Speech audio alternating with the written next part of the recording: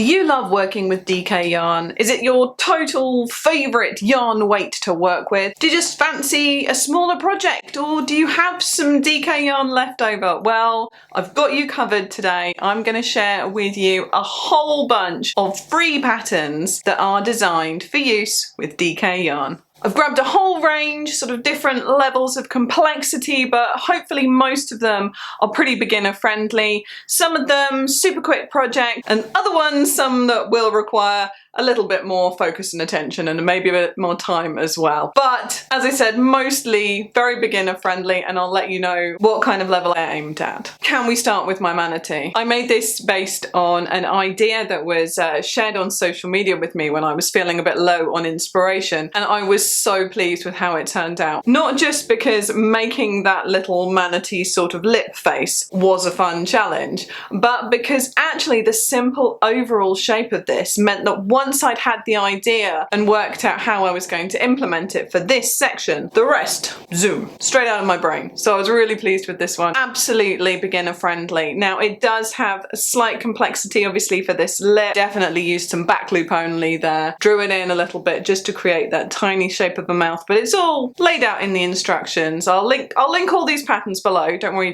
don't have to go searching for them. Manatee, also caricature, cutesy big eyes. Always a win. At the other end of the size spectrum, it's an okapi. Okapis, I'm a little bit obsessed with okapis. It was such a weird thing the first time I saw one. I remember it so clearly, seeing it at a zoo as a kid, and it was like this strange enigma hybrid of zebra and giraffe and horse, and they are so cool. So I really hope that this one does that amalgamation justice. Really quite simple in terms of colour changes. I didn't overcomplicate them at all. I just jammed the next one on. What's the nice thing about okapi's legs is that they are kind of blurry in their patterns, so that comes together really well even if you're not a big colour change person. Again, relatively big safety eyes, give it a really cute look. This one, beginner friendly as well, I'd say. If you've done a couple of crochet projects before, you're confident with the stitches. I love the little ossicones, the tiny horn-like objects on its head. Yeah, this is a really fun one. Next, I wanted to share the chick with you. So this is a design that was made by my friend Sarah. It's on the website as well, also free of course. It is very much designed to be entirely beginner friendly. This is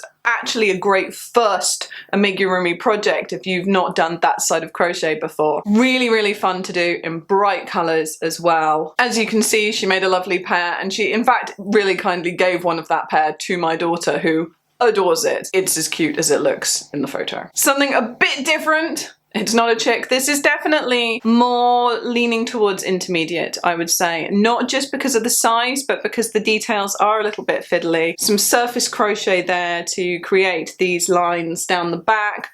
You've got a fair amount of hand sewing. However, like with anything, the great thing about a free pattern is that you can go through, have a look at the instructions and decide whether you're comfortable and whether they're within your comfort zone before you begin. I was also really pleased with the hinge that I did on the jaw for this one, and the tiny little teeth. It was good fun. Also, I love reptiles. If you can see behind me, that's probably clear, but yeah.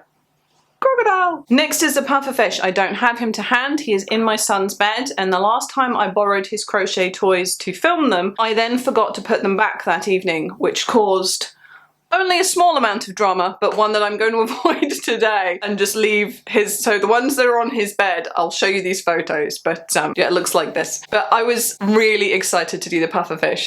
There's a pet shop that we go to, a reptile shop, funnily enough, that has like a shop pufferfish in it, and he's called Mr. Puffy. So this pufferfish is an ode to Mr. Puffy from the pet shop, and I wanted to keep it simple but still give it that sort of texture that a pufferfish does, and I'm quite happy with how sort of just sewing these lumps onto the surface came out. So if you like pufferfish, give that one a look. This is my goldfish. This is nice and beginner friendly. The only thing that's a slightly more towards intermediate technique here is the surface crochet. Again, I'm such a fan of surface crochet. I think it gives really nice definition around the fins, but just look up a quick tutorial. It's as easy as it sounds. It's just crochet, but you make it onto the surface rather than in the stitch below. I don't usually use eyes with rims, but I really wanted to bring out the eye on this one, and I think it's worked quite well. So it's also got the hilarious back loop only enabled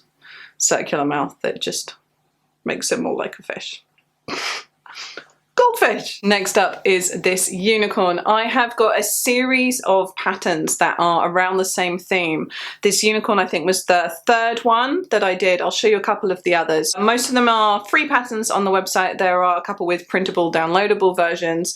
This one is particularly fun because I had a lot of fun with the colour and the mane, making it nice and slightly magical while still looking slightly more horse-like. I've got a very horse-obsessed daughter, hence the strong pony kind of theme that I had going on for a while there as well. So yeah, unicorn, nice big eyes. This is definitely relatively on the beginner-friendly end of the spectrum. Again, it's got a tiny bit of surface crochet for detailing. The hair is just chains that are worked back into with single crochets that gives this lovely curled effect, which is super annoying when you're making a blanket, but super cool when you're making hair. Next up is the zebra. I've only made one of these zebras at the moment, as you can see it was quite a time-consuming one. The thing that makes this slightly more complex is actually the hand sewing aspect of it. So if you're someone who's comfortable with hand sewing, don't worry about it, you'll be great. The markings, I wanted to make more zebra-like than I felt I could achieve through colour changes alone. So they're actually just chains that are sewn onto the appropriate area of the body. I'd actually really like to know what you think of that as a technique.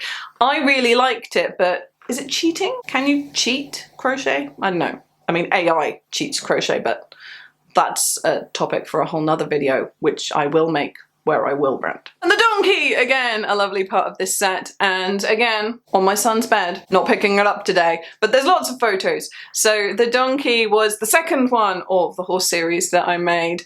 And I had to make it for my son because I'd made my daughter the very similar horse. He wanted the same horse and I can't abide making the same thing twice in a row. So donkey was born. I really like how the markings came out with this one, and I have had my amazing pattern testers. I just have to show you what an incredible job they did when they made up this donkey in different yarn types. I really love how it looks. So this is, the whole pattern is available free on the website, but you can also find a downloadable PDF if you prefer working from a printed version, as some of us do. And then of course the horse that started it all. I don't know why I did this in such a weird order. This horse is called Jeremy and he's a fabulous horse. He's very much designed to be generic horse for all horse fan people, and I absolutely have never had a better reaction to a toy that I've made from my daughter as when I made Jeremy. Again, still available as the free pattern to find on the website there, and I think quite beginner friendly. The hair's a little bit fiddly until you get used to how you're sort of sewing in and out, but again, any aspect of any of them that you need a hand with, just drop me an email and I'm always happy to help. Pine marten! This is one of the more unusual animals that I have crocheted. It's a native animal to Britain, but you don't see it around a lot. I think probably you see it more sort of towards the north and I'm in the south. But you know, they're around and they are completely adorable. If you're not familiar with them, they're like a weaselly, stoaty, ferrety, tiny little cute creature with a long body, which is always cute when it happens in nature and therefore doesn't come with adjacent health conditions. Cough. Some dogs cough. So, pine marten. Adore the pine marten. The shaping of the neck, the way that I got it at the angle that I wanted it to be, involves a little bit of fiddly hand sewing. So again, if you're a confident hand sewer, not a problem, but also quite a good one to play around with if you want to practice that part of your skill set. The seal! I didn't realise at the time, it has some similarities with the manatee, obviously, although very different face shape, but the main thing I wanted with this was to really heavily lean into the cuteness, so it has huge eyes, and I was very picky about... Sorry, just thought it was snowing that very... It's snowing! You can't see it because the camera's pointing this way and I'm looking out the window, but we don't get snow very often. That's awesome. I'm distracted. What was I talking about? The seal. Yes, I used a variegated yarn in order to create the seal. I felt like it gave off that kind of slightly juvenile seal look a little bit as well, so that's a really fun one.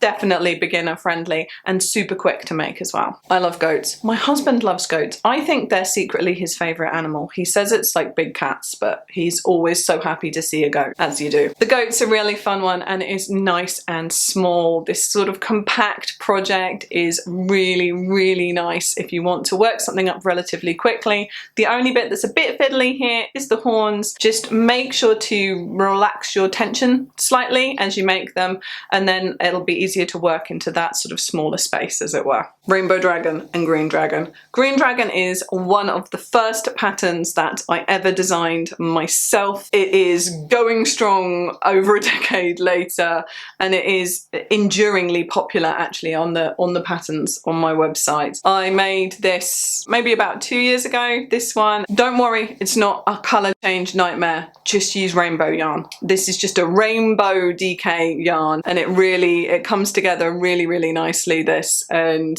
again, I made sort of a bit of, I don't know how well you can see it here, but I did some surface crocheting on the wings there that sort of brought out the texture there as well. So that's good fun. Dragon.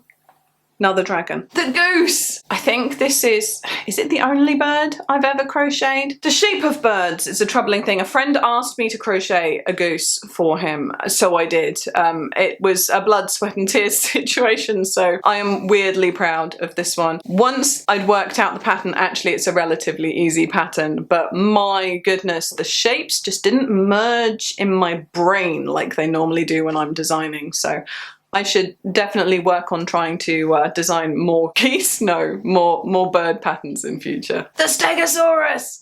I was so happy to make this Stegosaurus. I made this for my brother as a gift. But when we were little, he was super into dinosaurs. I really wanted to make it like a fun toy version, hence the really bright colours. Again, there's a bit of surface crocheting here around the plates on the back of the Stegosaurus, but still relatively a nice straightforward one. The sugar glider. This is quite a sort of a strongly popular one on the website as well. I would say it's leaning more towards intermediate, again partially because of the level of hand sewing that's involved. I was really pleased with the markings on the face. I unpicked and redid them multiple times to get them just how I wanted them, but yeah. That's a good fun one, isn't it? If you're looking for something that is super beginner friendly, can I recommend the Raccoon? So very sort of classic teddy shaped, this one. It does have colour changes, but they're very straightforward, sort of I hope, marked colour changes. I always lament the fact that we don't get raccoons here. Incidentally, British accent talking about England, which is where I live, but all the patterns are written in US terms because that's how I learned to crochet. But yeah, a raccoon! The scorpion! I've got to tell you, I was really pleased with this scorpion, and someone sent me this lovely email a couple of weeks ago, and she was like, can I just check where I've gone wrong in the pattern, and sent me a picture of what she'd made based on the pattern. And I'm like, no problem, go to look at the pattern. And I had just really typoed as much as a human could typo within that pattern. There was mislabeled rows, and so I stripped it back, remade the scorpion again. I actually adjusted the pattern for how I think it should go now. I've sent it out for testing as well, so there will be a printable PDF version of that coming too, but I'll leave the free pattern up, of course. But always so thankful when people politely give me a heads up about stuff like that. So it's all reworked. I'm definitely sure it's all correct now, and I love inverts, and I don't think that they get crocheted enough, so happy to have this one on the list. Now, it is mostly DK yarn, right? The patches, I used an Aran weight yarn because I wanted that sort of different texture and more raised look, even from the amount that it would be raised with a DK weight yarn sewn on in patches, but predominantly DK weight is the Giraffe.